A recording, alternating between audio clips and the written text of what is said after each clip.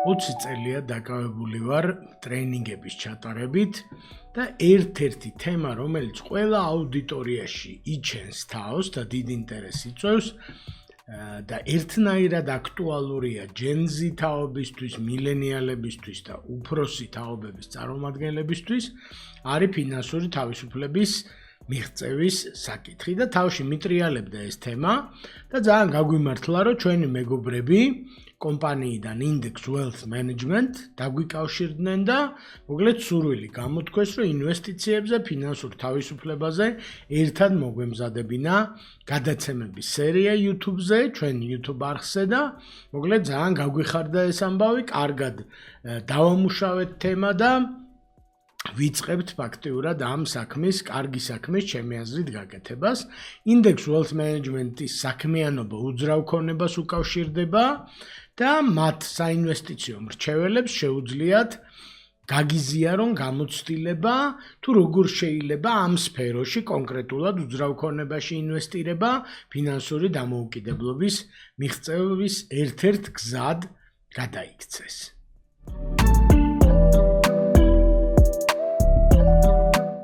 როდესაც ფინანსურ დამოუკიდებლობაზე ვლაპარაკობთ, ცხადია, რომ საუბარი აუცილებლად შეეხება საკუთარი ბიზნესის, მცირე ბიზნესის წამოწყებას, ხო? აქაც მცირე ბიზნესი იმიტომ ვამბობთ, რომ ეს ვიდეოები არ არის განკუთვნილი მილიონებიანი კაპიტალის მქონე ადამიანებისთვის, ეს არის ჩვეულებრივი მომუშავე ოჯახებისთვის, ასე ვთქვათ, როგორც ალტერნატივა ფინანსური თავისუფლების ერთ-ერთი გზა განიხილება საკუთარი ბიზნესის წამოწყება და ცხადია, რომ მცირე ბიზნესზე ვსაუბრობთ, რომელიც იმედია, რომ მერე გაიზრდება და საშუალო ბიზნესი გახდება, ხო? და რომ წავიდეთ და ვკითხოთ ჩვენ ნაცნობებს, ყველას უნდა თავისი ბიზნესი რა. ოღონდ ესეთი გამოთქმა იყო, რომ ყველას ყველაფერი უნდა სანამ ფასს გაიგებენო რა. და ამიტომ ძალიან მნიშვნელოვანია, რომ ჩვენ გვესმოდეს რა უნდა გავიღოთ იმისთვის, რომ საკუთარი ბიზნესი გქონდეს, ხო? ერთი რეკლამა რო გავწიო, მე თვითონ ენტერპრენიორი ვარ და ორი კომპანია დავაფუძნე და ამიტომ აი ამ მიმართულებას ვეძალები, შეიძლება ითქვას, რასაც ჩვენ ახლა ამ ვიდეოში ვსაუბრობთ და შევეცდები, რომ ესე იგი ცოტა რეკლამა გაუწიო, ესე იგი ამ საქმეს და მოკლედ სტატისტიკა და კვლევა გამოიყურება ესე, რომ თვით დასაქმებულ ოჯახებს დასაქმებულებთან შედარებით დაახლოებით 4-ჯერ მეტი ქონება აქვთ. არ ჩათვალოთ, რომ შემოსავალი აქვთ 4-ჯერ მეტი, მაგრამ ქონება აქვთ 4-ჯერ მეტი. რატომ ხდება ასე? იმიტომ რომ ბიზნესის კეთებისას ერთი რომ საკუთარი შრომა ფულში გადახურდავდება, ეგ სამსახურშიც ხდება და საკუთარ ბიზნესშიც, მაგრამ ამის გარდა თქვენ გაქვთ შანსი რომ შექმნათ აქტივები და ეს აქტივები თქვენგან დამოუკიდებლად, ასე ვთქვათ, იყოს, გახდეს თქვენი ქონების ნაწილი და შემოსავლიანი აქტივი შეიძლება იყოს და მაგალითი მოვიყვანოთ, რომ იმისთვის რომ წარმოება გაგემართათ, შეიძინეთ რაღაცა შენობა ნაგებობა და ის შენობა ნაგებობა მერე თქვენი აქტივების ნაწილია და იმ ბიზნესში რომც აღარ იყოთ, ეს აქტივი დაგრჩება. თუ იმ ბიზნესშიც დარჩებით და აქტივიც გექნებათ, კიდევ უკეთეს, ხო? ესე იგი, როგორ ახერხებენ აქტივების შეძენას მეწარმეები და ხშირად მოგებას ბიზნესში ჩააბრუნებენ და ამით ქმნიან დაჩქარებულ ზრდას, აი compound growth, რა, როდესაც პროცენტი ერიცხება, ასე ვთქვათ, ხო? ბიზნესის გაკეთება შეიძლება შევადაროთ ხეხილის ბაღის გაშენებას. ანუ საწყისი კაპიტალი არის ნერგები, რომელიც უნდა დავრგოთ და ის მიწა, რომელზეც უნდა დავრგოთ ეს ნერგები, შეიძლება ეს მიწა ნაქირავები იყოს, ან თქვენ საკუთრებაში იყოს, თქვენი შრომა და ის დამატებითი სასუქი იქნება თუ წყალი, რაც სჭირდება, ეს არის დამატებითი გზადაგზა ინვესტიცია, რომელიც სჭირდება და ეს ქმნის საბოლოო ჯამში ისეთ მოსავლიან პერიოდებს, აი შემოდგომაზე მინიმუმმა რო წარმოვიდგინოთ როგორც დაუშვათ ყურძნის მოსავალი, რომ იმ პერიოდში უკუგება გაცილებით მაღალია ვიდრე შრომის დანახარჯები. ანუ ნელ-ნელა ვაინვესტირებთ და სწრაფ უკუგებას ვიღებთ. აი ამ სწრაფ უკუგების დროს შეიძლება შეიქმნას აქტივი, შეიქმნას თანხები, თავისუფალი თანხები მოგება, რომლითაც დამატებითი აქტივები, დამატებითი ვენახები, ბაღები, მიწები, უძრავი ქონება და ასე შემდეგ შევიძინოთ. ხო, მოკლედ აი ეს პროცესია და ამიტომ ვამბობთ, რომ საკუთარ ბიზნესში დროის და ენერგიის ინვესტიცია უფრო ეფექტური შედეგით მთავრდება, ასე ვთქვათ, ვიდრე დაქირავებული, ხო?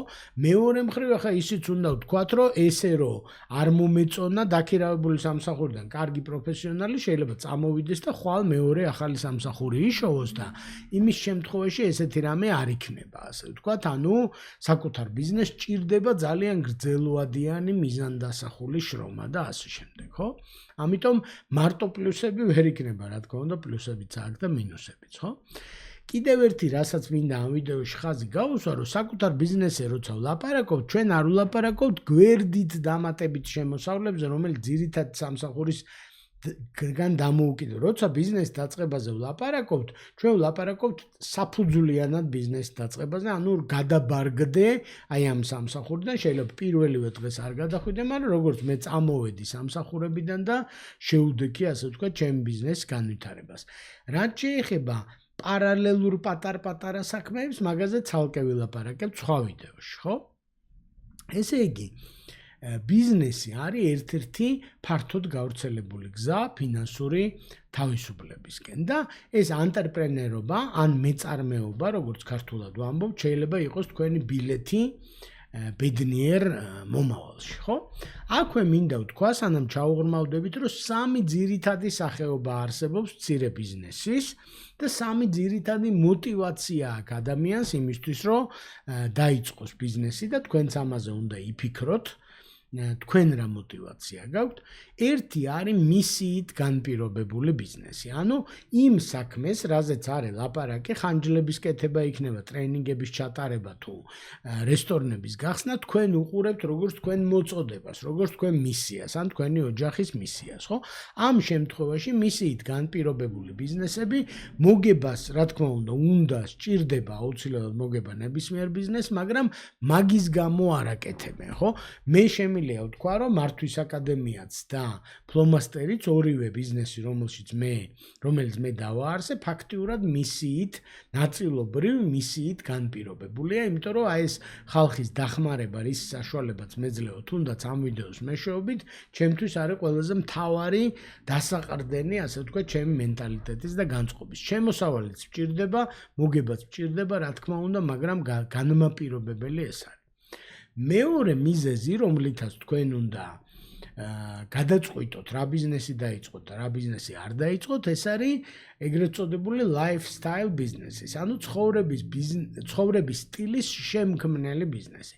ხანდახან ადამიანი ბიზნესს იწყებს, ამოდის იმ ცხოვრების სტილიდან, რომელიც უნდა რომ გქონდეს. აი ხა წარმოიდგინეთ, რომ თქვენ მუშაობთ რაღაც ორგანიზაციაში, გაქვთ კარგი შემოსავალი და ამ კარგ შემოსავალს და ძალიან ცოტა შვებულებას, რომელიც გექნება თუ კარგი შემოსავალი გაქვთ, იყენებთ მოგზაურობისთვის.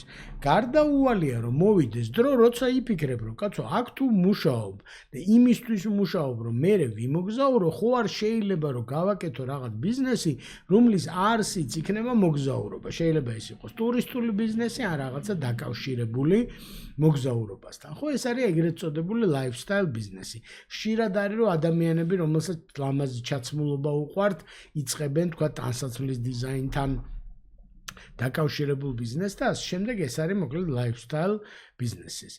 და მესამე არის სამსახურის შემცვლელი ბიზნესი. ასე ვთქვათ, როდესაც ადამიანი ამბობს, რასაც ვაკეთებ, მომწონს, მაგრამ სხვისთვის რატო გავაკეთებ? მოდი ჩემთვის გავაკეთებ, თუნდაც იმიტომ, აი რაც ზემოთ თქვით, რომ შეიძლება დროთა განმავლობაში კაპიტალი დავაგროვო. ანუ ისევ ერთი სამსახურიდან, სხვისი სამსახურიდან გადავდივარ ჩემი თავის სამსახურს. შეიძლება ეს იყოს ფრილენსერობა, პატარა კომპანია, ერთკაციანი კომპანია და ასე შემდეგ. ხო, ეს არის ძირითადი სამი მოტივაცია, ასე ვთქვათ, რომლითაც ადამიანები იწყებენ ბიზნესს. მოტივაციაზე როცა ვლაპარაკობთ, ესე იგი, ჩვენ ამ სერიას ვერ შევქმნიდით, ფინანსური დამოუკიდებლობის სერიას, რომ არა ჩვენი მეგობრები Index Wealth Management-იდან და გთავაზობთ, გაეცნოთ მათ შეთავაზებებს, საინტერესო შეთავაზებები აქვთ უძრავი ქონების სფეროდან, რომელიც ნამდვილად არის ერთ-ერთი ყველაზე პოპულარული გზა საქართველოში და მსოფლიოშიც ფინანსური დამოუკიდებლობის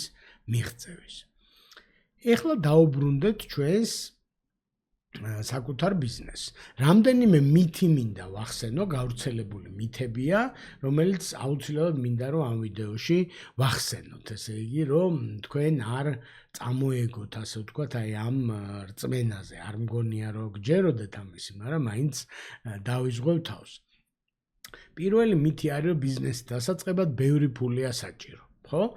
დიდი ბიზნესის დასაწყებად ბევრი ფულია საჭირო, პატარა ბიზნესის დასაწყებად ცოტა ფული ან საერთოდ არ არის საჭირო და უმეტეს შემთხვევაში მომუშავე ადამიანის დანაზოგები ყოფნის მცირე ბიზნესის დაწყებას. ამიტომ დაიწყეთ, ნუ დაელოდებით, რომ ბევრი ფული გაგიჩნდებათ, ხო? დაიწყეთ მცირე მასშტაბით შესაბამისად. მეორე მითი ჩვენთან გავრცელებული არის, რომ უნიკალური ბიზნეს იდეა უნდა გქონდეს. ანუ აუცილებლად iPhone-ი უნდა გამოიგონო ახალი, თორე ისე ბიზნეს აზრი არ აქვს. ყველაზე მომგებიანი ბიზნესები არის ძალიან ტრივიალური, რა ვიცი, ბენზინის გასამართ სადგური, რესტორანი, მაღაზია და ასე შემდეგ. ამიტომ მაკეთკენ ნუ დაიწყებთ ფიქრს, რომ მანდა მაინც გენიალური იდეა გჭირდება. თქვენ გჭირდებათ მომუშავე იდეა, რომლის განხორციელებაც შეგიძლიათ, ხო? ეს არის მეორე მითი, რომლისგანაც მინდა რომ გაგაფრთხილოთ და მესამე მითი არის ავაწყობ ბიზნესს, ჩავაბარებ ვიღაცებს და ფეხზე გადავიდებ. მოკლედ, ვერავინ ვერ გადაიდო ფეხზე. ეგ არის აბსოლუტური ლეგენდა და მითი, ხო? ამიტომ თქვენ რასაც ააწყობთ და რასაც დაიწყებთ, სულ მოგიწევთ იმისი გადაკეთება, იმისი მოწესრიგება. აი როგორ ბინა დაუშვათ იყიდე ან აიშენე სახლი, მერე სულ ჭირდება მოვლა და მიხედვა. ეს ბიზნესი ზუსტად ეგეთი სახლია და ვინმე რო შენ სახლს ისე მიხედავს, როგორც შენ მიხედავ, მოკლედ არ მგონია, ახლა ძალიან ახლობელი თუ არ არის და ახლობლებში ბევრი პრობლემა გვხვდება ბიზნესის გადაბარება, გადმობარების ფარგლებში, ხო? შეუდგეთ მოდი პრაქტიკულ რჩევებს. მოკლედ მითებს არ ავყვეთ და შეუდგეთ პრაქტიკულ რჩევებს და პირველი რჩევა უკვე ვახსენეთ, დაიწყეთ მცირე მასშტაბით და შეამოწმეთ თქვენი იდეა მალევე. ამასთანავე რაღაცა ვიდეოს უყურებდი და fail fast. კარგი მეწარმის ამოცანა არისო, რომ გაბანძდეს სწრაფად. ანუ მალე მიხვდე, რომ მცდარი იყო შენი იდეა და ბევრი ფული და დრო არ დაიხარჯოს, ასე ვთქვათ, იდეის ტესტირებაზე, ხო?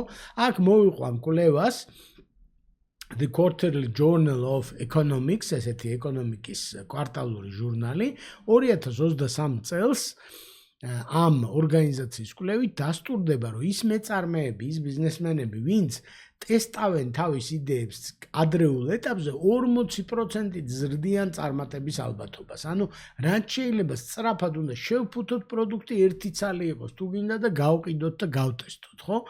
გამოიყენეთ თქვენი დანაზოგები, რომ გაუშვათ, რასაც ეძახიან მინიმალური ღირებული პროდუქტი, MVP, Minimum Viable Product, რომელიც იქნება სატესტო პროდუქტი. ეს ტრეინინგს შეიძლება შეეხებოდეს, კონსულტაციას შეეხებოდეს, კერძებს შეეხებოდეს, რესტორანს და ასე შემდეგ. არ დახარჯოთ ბევრი დრო და ფული, თორემ მიხვდებით 10,000 ლარისა და 10 თვის გასვლის მერე მიხვდებით, რომ არავის არ ჭირდება თქვენი პროდუქტი და ინვესტიცია. ამიტომ რაც შეიძლება მალე, რაც შეიძლება მეტად შესთავაზეთ, ასე ვთქვათ, ბაზარს, ხო? თუ დაუარებს ბაზარი, ძალიან ცოტა ფული და დრო გექნებათ. ეს არის პირველი. მეორე რჩევა არის თავიდანვე გამოყავით მოგების თანხა. ის კი არა რომ ამოიღეთ და სახში წაიღეთ და რაღაცები იყიდეთ, მაგრამ ცალკე ანგარიშზე გადაიტანეთ. გახსოვს დაზოგვისას ჩვენ ვლაპარაკობთ, რომ ხელფასი რო ჩაგერიცხა, იქიდან პირდაპირ გადადე დეპოზიტზე თანხა და მერე დაიწყე ხარჯვა, ხო? ზუსტად იგივეს გვეუბნებიან კომპანიის შემთხვევაში, ანუ გვეუბნებიან, რომ რაღაცა პროცენტი, 20% არის შემოთავაზება, თავიდანვე გადავიტანოთ მოგების ანგარიშზე, ხო?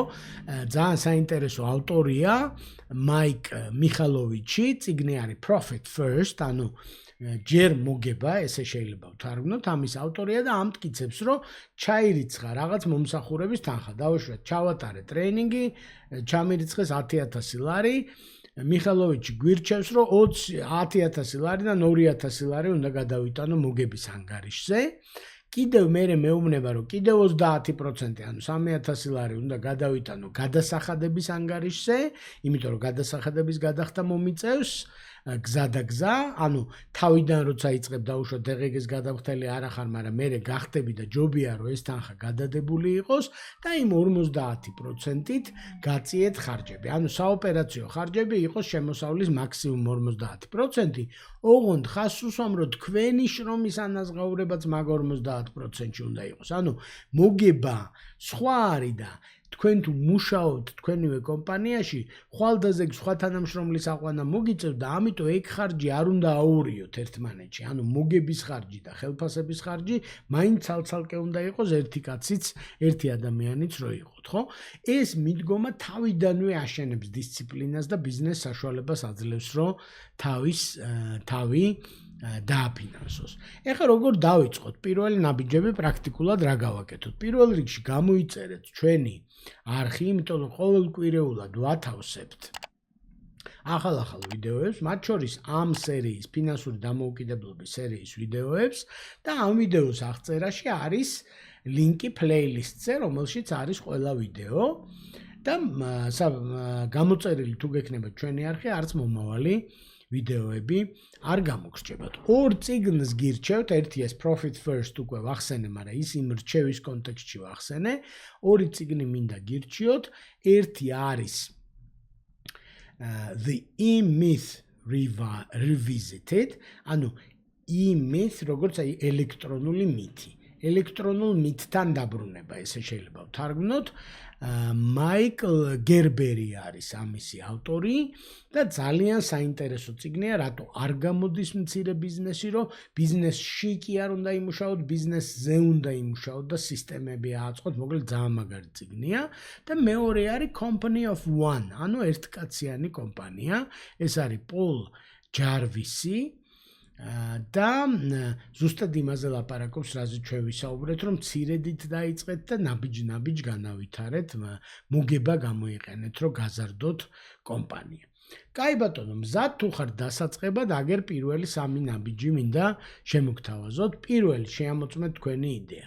აიღეთ 1000-დან 5,000 ლარამდე თქვენი დანაზოგებიდან და მოიფიქრეთ 1000-დან 5,000 ლარამდე როგორ შეამოწმოთ თქვენი იდეა. პატარა საიტი გააკეთეთ, რეკლამა გაუშვით, სოციმედია და მოკლედ ნუ გეშინიათ, რომ პროდუქტი ჯერ არა გაქვთ, მოსინჯეთ მოთხოვნა არის თუ არა, იმიტომ რომ ძალიან ხშირად ჩვენ გვეჩვენება, რომ არის მოთხოვნა, ხო?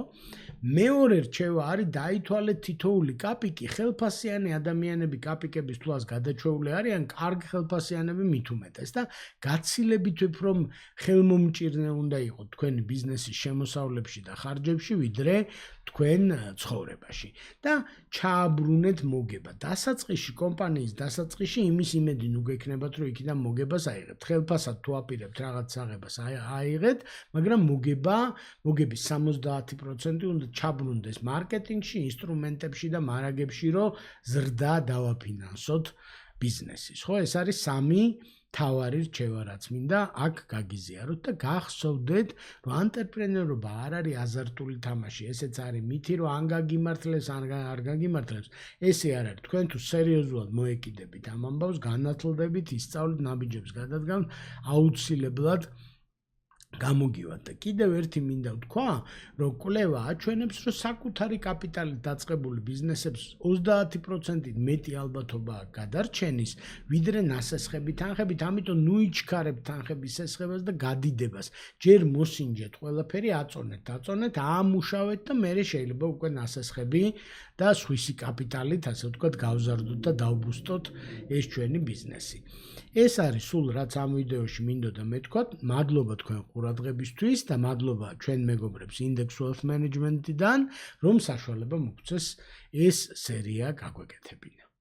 ესეთ საიდუმლოს გაგიმხილთ, რომ არასდროს არ მაქვს ნამუშევარი არც ერთ სამსახურში, არ მემშავია სხვებისთვის, ასე ვთქვათ რა. და ყოველთვის ეს ერთგვარი ჩემს ერთის მხრივ კომპლექსიც არის, მეორეს მხრივ შეეცვალებაც, რომ სხვა თონიდან უყურო ამ ამბავს. და მგონია ფინანსური თავისუფლება არის, როდესაც ყოველთვიურ შემოსავალზე არ ახარ მიბმული და შენი ქმედებები პირდაპირ პროპორციულად აისახება შენ შემოსავალზე. ფორმულა შეიძლება ესეც ჩამოყალიბდეს. რა თქმა უნდა, ბევრი ასე ვთქვათ, განშტოება და ბევრი სხვა ფორმა და სახე შეიძლება გქონდეს, მაგრამ ძირითადი ნაწილი არის, როდესაც შენ თვითონ განსაზღვრავ შენი ყოველთვიური შემოსავლის თუ ყოველწლიური შემოსავლის მოცულობას ეს. რეალურად ხელფასზე მუშაობას აქვს ძალიან დიდი საცდური, ასე ვთქვათ, რომ ამისთვის რისკის გაწევა უფრო ნაკლები გიწევს, ვიდრე როდესაც საკუთარ ბიზნესად წარმოებ, რისკი მაღალია, სამაგიეროდ ამონაგებიც უფრო მაღალია. რისკებში აქ, რა თქმა უნდა, ბევრი სახის რისკი შეიძლება შედიოდეს, როგორც ბიზნეს რისკები, ასე დაწყებული რეგულაციური რისკებით დამთავრებული ყველა ნებისმიერი კატასტროფა თუ ბუნებრივი კატასტროფა თუ ვალუტის დევალვაცია შეიძლება, ასე ვთქვათ, მაღალი რისკის მქონე იყოს. თუმცა, როდესაც დასაქმებული ხარ და ხელფასზე ხარ მიბმული, ამ შემთხვევაში ეს საზრუნავი თითქოს არ აგაქვს და ვინც არის ამ კომპანიის ფაუნდერი და შენ ვისაც მუშაობ, თითქოს იქეთ გადადის ეს რისკები და პასუხისმგებლობას არ იღებ ამაზე. თუმცა, მგონია რომ ეს pros and cons შესაძლებელია ხოლმე და როცა ვიღაცა ამბობს, რომ კერძო ბიზნესი უნდა დავიწყო, ყოველთვის ამ იმას ვეუბნები ხოლმე, რომ უნდა იცოდეს, რაში დგავს ფეხს. გათვითცნობიერებული უნდა იქონდეს ის ამბავი, რომ რამდენადაც მიმზიდველია საკუთარი ბიზნესის ქონა, იმდენადაც ორმაგად უფრო რთულია უძილო ღამეები, სტრესი, როდესაც თვის ბოლო მოდის და ხელფასები გადასახდენ და შენზე რამოდენიმე და ბევრი ოჯახია უკვე დამოკიდებული, მარტო შენ აღარ ახარ, იქ უფრო მეტი პასუხისმგებლობა შემოდის და რეალურად უფრო მეტი წნეხია, როგორც ასე ვთქვათ, ფსიქოლოგიური, ისე რეალურადაც ბიზნეს რისკებიც პრაქტიკულად პერსონალურ რისკებად იქცევა რა. მე იმის მჯერა, რომ ნებისმიერ საქმეში თუ თავიდან ბოლომდე არ ახარ ჩართული, ის საქმე, ასე ვთქვათ, რაღაც ეტაპამდე შეიძლება მივიდეს თავისით, ან მიმართულს, ან რაღაცა, ასე ვთქვათ, მოვლენის შედეგად მიხვიდე, მაგრამ გრძელვადაში ეს არც არ ხდება ხოლმე ესე თავისით რა. ან ყველა ნებისმიერ საქმეს ეს სემიჩკის გაყიდვა იქნება თუ რავი, უზარმაზარი კორპორაციის მართვა, მუდმივი ჩართულობა ჭირდება და ეს მიდგომა მე ყოველ შემთხვევაში ჩემი პრაქტიკიდან არ ამართლებს ხოლმე, სანამ ბოლომდე არ ჩაერთვები შენი სრული რესურსით, მანამდე იმ ეფექტს ვერ იღებ. რა თქმა უნდა, შეიძლება რომ რაღაც ეტაპის მერე step back-ი გააკეთო და ვთქვათ მენეჯმენტი სხვას გადააბარო და ნაკლები რესურსი დაგჭირდეს მე რომ ჩადო შენი პირადი, მაგრამ აქამდე მისასვლელად more than full time უნდა იყო ჩართული რა. ის ამბავი რომ თან სამსახურში ვიმუშაო და თან საქმე ვაკეთო, მე არ მჯერა ამის. არ გამოდის. ანუ შეიძლება რაღაც кейსებში გამოსულა, მაგრამ მე მგონია იმ ამბის რომ როდესაც ზუსტად იცი რომ უკან დასახევი გზა არა გაქვს და როცა ყველაფერი ჩახერგილი გაქვს უკან, მაშინ რაღაცა სამყაროში რაღაც წერტილები ერთდება და მაშინ ხდება ხოლმე და შეგიძლია რომ ასე ვთქვათ განსაკუთრებული რაღაცები გააკეთო. თუ უკან დასახევი გაქვს, რისკიან ნაბიჯებს არ გადადგავ და ყოველთვის ურისკოდ მცირე ნაბიჯებით შეეცდები რომ ფონს გახვიდე. თუ შეიძლება მანდაც მოახერხო, ასე ვთქვათ და ეგეთ кейსებს არსებობს, მაგრამ უფრო ნაკლები შანსი და ალბათობა არის და დიდი ალბათობით მე უკან დაბრუნდები ისევ კორპორაციაში, რისკებს რომ დაინახავ და შეკაშინებს და თუ გექნება უკან დასაბრუნებელი ისევ დაბრუნდ. მე ჩემი პრაქტიკით ყოველთვის თუ კი რამე ასე ვთქვათ გამიკეთებია და მე ამას თქვარი success case-ად შეიძლება რომ ავუქვათ, ყველა ამ ეტაპზე საწყისი იყო ჩემი პირდაპირ შეხება ამ კონკრეტულ case-თან. რომ რაღაცა პრობლემა დავინახე და თვლიდი რომ აი ამ პრობლემას ამ კონკრეტულ ამ ასე ვთქვათ საკითხს უკეთესი გადაწყვეტა შეიძლება რომ ქონოდა და ამ უკეთესი გადაწყვეტის ძებნაში მივედი რაღაც ისეთ solution-ამდე, რომელიც ფაქტიურად სხვებისთვისაც მოსაწონი გახდა. ტესტირება უნდა გააკეთო, რაღაც ერთგვარი მოდელი უნდა შექმნა, რომელიც რაღაცებს უნდა გაუზიარო, თუ აი საინტერესოა სხვებისთვისაც, მაშინ სწორ ნიშას მიაგენი და მაშინ ის შეგვიძლია რომ განავითარო. მე ყოველთვის ესეთ ასე ვთქვათ, ჩემი გამოწყლებიდან ესეთ რეკომენდაციას ვაძლევ ხოლმე ადამიანებს, რომ გარშემო ძალიან ბევრი პრობლემა არის, რომელსაც გადაწყვეტა თითქოს არ აქვს. და ამ ნებისმიერი ამ პრობლემიდან ერთ-ერთი რო აირჩიო, რომელიც შენთვისაც მნიშვნელოვანია, იმიტომ არ უნდა აკეთო, რომ ეს ფულს მომიტანს, შენთვის მნიშვნელოვანი უნდა იყოს, შენ უნდა შეგეძლოს, რომ შენი გულისუნი დაუთმო ღამე სიზმარში, რომ დაგესიზმრება იმის გადაწყვეტა, მაშინ არის ხოლმე უფრო ასე ვთქვათ, შენი ეს საქმე რა. პატარა მაგალითი City Pace იდეა ჩაისახა იქიდან, რომ ქონდა crypto mining სერვისი, ადამიანები იხდიდნენ ჩვენთან სერვისის ღირებულებას არში უნდა გადაიხადათ, მაგრამ ამ ადამიანებს შემოსავალი ჰქონდათ კრიპტოში. და ერთ დღეს თქვით, რომ რატომაც არა რომ ამ ადამიანებს კრიპტოს საშუალებით გადავახდევინოთ ამ სერვისის ღირებულება. თითქოს რამდენადე სახო კრიპტოში ვართ, ამდენი ადამიანი, სულ ყველა კრიპტოს ვამაინინგებთ და გვინდა რომ ეს კრიპტო მერე გამოვიყენოთ გადახდის საშუალებად, მაგრამ მსგავსი გარშემო არაფერი სერვისი არ იყო, არა თუ საქართველოში, არამედ რეგიონის მასშტაბით და აქედან ამ ასე ვთქვათ, განვითარებად გავაკეთეთ კრიპტო გადახდების სისტემა, რომელიც 2018 წლის ამბავია, მერე ასე ვთქვათ ეს ცალკე მდგომ ბიზნესად არც გამიხილავდა, ერთგვარი არსებული ბიზნესის დანამატი იყო. და მე თავისით გადაიქცა ბევრი რა თქმა უნდა შრომის და ბევრი უძილო ღამის მერე გადაიქცა დამოუკიდებელ ბიზნესად და დამოუკიდებელ სტარტაპად, რომელიც დღეს ახლა რეგიონის მასშტაბით საკმაოდ დიდ პოზიციებს იკავებს. ოღონდ 2018 წელს ძალიან სასაცილოდ ჟღერდა და ვიღაც ტიპები, რომლებსაც ვეუბნებოდით, რომ კრიპტოთი შეიძლება რომ გადაიხადო რაღაცა სერვისის ან პროდუქტის ღირებულება, გვეუბნებოდნენ, რომ ჯერ კრიპტო რა არის და მე იმით გადახრა თქვენ გიჟები ხო არა ხართ. ასე რომ ეგეთი დაბრკოლებებიც განვახსენე, რომ გაუზიარო ადამიანებს და მიიღო ფიდბექი და შეიძლება მაქედან მიიღო გადაწყვეტილება გააგრძელო თუ არა. თუმცა ჩემ кейსში პირიქით იყო, რომ გაუზიარეთ ადამიანებს და უთხრათ, რომ კრიპტოთი უნდა გადავახდევინოთ, ყველას უარყოფითი რეაქცია ჰქონდა, მაგრამ მაინც როცა გიჯერა რაღაცის, მაინც აკეთებ იმას, ასე რომ ეგ კიდე მეორე მიდგომა არის.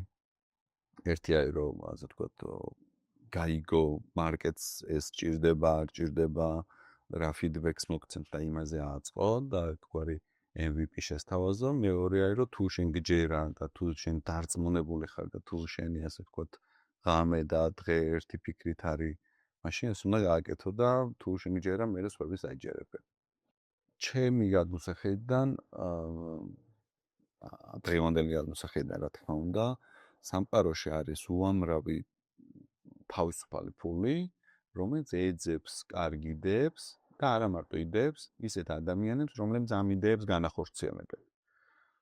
ასე რომ სტარტაპი, ნებისმიერი სტარტაპი უფლოდ იწყება. თუ კი რამე დიდი კომპანია იცით, ყველა უფლოდ დაიწყო. საწყისი კაპიტალით ბიზნესის დაწყება, მაგალითად, ვიყიდო რაღაცა X პროდუქტი და ცოტა ძვირად გავყიდო, მერე კიდე ვიყიდო და გავყიდო, ამისთვის რა თქმა უნდა რაღაცა ტიპის კაპიტალი გჭირდება, ან ბანკიდან სესხი, ან შენი რაღაც დაგროვილი ანაბარი ასე შემდეგ, მაგრამ სტარტაპ იდეა, რომელზეც შეიძლება რომ შემდგომ დააშენო, ასე ვთქვათ, შენს იდეაზე დააშენო პროდუქტი, ამისთვის ეგონია რომ უბრალოდ გამართლება არის, რომ აი ეხლა დღეს იმიტომ არ ვაკეთებ, რომ ამისთვის ფული არ მაქვს. თუ შენ ამის ასე ვთქვათ, ერთი რო გჯერა და მე გაქვს შესაძლებლობა რომ ეს განახორციელო და შეგიძლია რომ ეს აჩვენო ნებისმიერ ინვესტორს, რომ შენ შეგიძლია ეს განახორციელო, დღეს ამის პრობლემას ფაქტიურად ადრე, როდესაც ჩვენ პრობლემის წინაშე ვიდექით, ხო, ჩვენც ესე ვფიქრობდით, რომ აი ახლა ამ იდეაში და მხოლოდ იდეაში ფულს ვინ ჩადებს. მაგრამ დღევანდელი გადმოსახედიდან შეიძლება ითქვას სტარტაპ ეკოსისტემაში საქართველოს მასშტაბით და რეგიონის მასშტაბით ერთ-ერთი ყველაზე მსხვილი ინვესტიციები გვაქვს უკვე მოზიდული. თუმცა მაშინ იმ იმ ეტაპზე, როდესაც ვიყავით, სადაც ჩვენც ეგრე ვფიქრობდით, თუმცა რაღაც მომენტში დავიჯერეთ, რომ თუ შენი იდეის გჯერა და თუ შენ იცი როგორ განახორციელო ეს შენი იდეა და მე თუ შეგიძლია ეს დაანახო ინვესტორს, მაშინ ძალიან ბევრი ადამიანი მზად არის, რომ ამ შენს იდეაში და შენში როგორც ამ იდეის განახორციელებაში ფული ჩადოს. ასე რომ მგონია რომ ეგ უბრალოდ ეს ექსკიუზია, რომ იცი რა, ეხლა მე ამას იმიტომ არ ვაკეთებ, რომ ამის ფული არ არის. შიშიც ალბათ. ხო, ექსკიუზია, იმიტომ რომ ბექგრაუნდში არის ამის შიში, რომ დაფეილდები, ან ვერ შეძლებ რომ ეს გააკეთო და ამიტომ ყველაზე მარტივი დასაბრალებელი არის ფული. რომ ფული არ არის, თორე მე კი გავაკეთებ, მაგრამ ფული არ არის, ხო. თუმცა რეალურად ფული არის, უბრალოდ უნდა ვისაც აქვს ეს ფული, იმამ უნდა დაიჯეროს, რომ შენ ამის გაკეთება შეგიძლია და ეს უნდა შეძლო, რომ დააჯერო. თანამედროვე სამყაროში ენტერპრენერობა, ანუ საკუთარი ბიზნესის ქონა, ფინანსური თავისუფლებისკენ სვლის ერთ-ერთი ყველაზე ეფექტური და გავრცელებული გზა გახდა. ეს მხოლოდ ეკონომიკური საქმიანობა არ არის. ეს არის ცხოვრების სტილი, რომელიც ადამიანს აძლევს საშუალებას თავად მართოს საკუთარი დრო, რესურსები და მიზნები. საკუთარი ბიზნესის ქონა გვაძლევს შესაძლებლობას არა მხოლოდ შემოსავალი გავზარდოთ, არამედ საკუთარი იდეები რეალობად ვაქციოთ. ეს ნიშნავს, რომ შეგიძლია შენი ინტერესები და ჰობიც კი აქციო წარმატებულ საქმედ. ბევრ ახალგაზრდას სწორედ ეს შთააგონებს და უბიძგებს სამეწარმეო საქმიანობისკენ. ფინანსური დამოუკიდებლობის მთავარი პრინციპი ალბათ ის არის, რომ ჩვენი მიზანი არ არის, რომ ვიშალოთ მეტი ფული, გქონდეს მეტი ფინანსები, არამედ მიზანი არის ის, რომ ვიცხოვროთ ჩვენი წესებით. გქონდეს ჩვენი პირადი არჩევანი. შენ აკეთებ იმას, რაც გსიამოვნებს, თითქოს როდესაც გინდა იმ დროს აკეთებ და ხარ თავისუფალი, არავინ არ გაკონტროლებს. მაგრამ საკუთარ ბიზნესს აქვს ძალიან ბევრი მინუსი, მაგალითად თუნდაც ის, რომ ერთი შეხედვით გონია, რომ როდესაც გინდა მაშინ მუშაობ, მაგრამ რეალურ ცხოვრებაში, როდესაც ხობა შენ ბიზნეს ფლობ, სულ მუშაობ. 24/7-ზე სამსახურში ხარ, ოფისი გაქვს თუ არა აქვს მაგას მნიშვნელობა, იმიტომ რომ მუდმივ რეჟიმში შენი გონება ფიქრობს, როგორ განავითაროს ეს საქმე. ჯენზის გვაკლია დისციპლინა. დისციპლინა არის ძალიან მნიშვნელოვანი, მით უმეტეს ბიზნესში, განვითარებაში. დისციპლინა არა მხოლოდ ყოველდღიურობაში, მაგალითად დილით ადრე ადგე, ისაუზმო, ივარჯიშო, ცხოვრების ჯანსაღწეს ეწეოდე და ასე შემდეგ, არამედ დისციპლინა იმაში, რომ შევძლოთ ყოველდღიურად ერთ და იგივე ტასკის გაკეთება, თუნდაც რომ თუნდაც ძალიან მარტივი ბიზნესის ქონის დროს შენ გჭირდება, რომ ყოველ დილით მიხვიდე ოფისში, შეამოწმო რამდენად გახსნილია ყველაფერი მზად, თუ რაიმე დანადგარი გაქვს, რომ დატესტო და ასე შემდეგ. ეს ძალიან მნიშვნელოვანია და დისციპლინას რაც უფრო სწრაფად გამოვიმუშავებთ, მით უკეთესი იქნება და სწრაფად განვითარდებით. მეორე, რასაც აუცილებლად ვურჩევდი ჯენზის, არის ის, რომ იმოქმედეთ იმით, რაც გაქვთ. არ დაელოდოთ რაღაცა სასწაულ შესაძლებლობებს. ხედავთ, რომ გაქვთ რაღაც ნემსი და ძაფი, დაიწყეთ ქსოვა. ხედავთ, რომ გაქვთ მაგიდა, რაღაცა შექმენით იმ მაგიდით. ნუ დაელოდებით ვიღაცის ინვესტიციებს და ასე შემდეგ, იმიტომ რომ ასე მხოლოდ დროს დაკარგავთ. მესამე აუცილებლად, რაც ვიტყოდი, არ დასერჩოთ სადმე, რომ რა შეიძლება ახალი გავაკეთო. მოიძიეთ რა არის პრობლემა, იმიტომ რომ ყველა სფეროში არსებობს რაღაც ახალი პრობლემა, ყველა პროფესია ეჯახება გადაუწყვეტ ისეთ კრიზისებს და შეგიძლიათ ძალიან მარტივად თქვენი კრეატივით მოუგვაროთ მათ ეს პრობლემები და ეს თქვენი კრეატივი აქციოთ ბიზნესად და შემოსავლის წყაროდ.